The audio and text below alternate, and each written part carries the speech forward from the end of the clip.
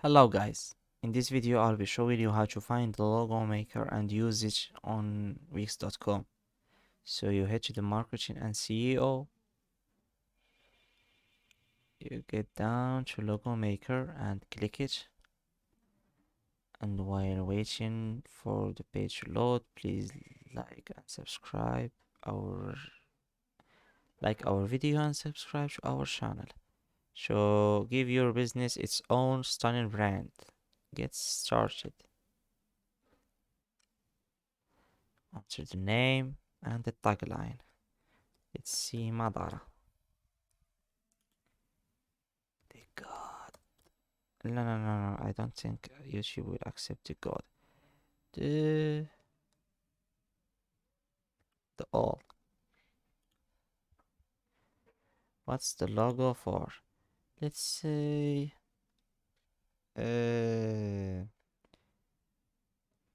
art. How should your logo look feel? Fun. Which of these logo you like better? Actually, the car looks sick, but I will choose this sample.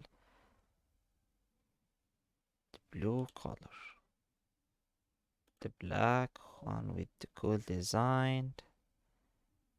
I think this will be more accurate.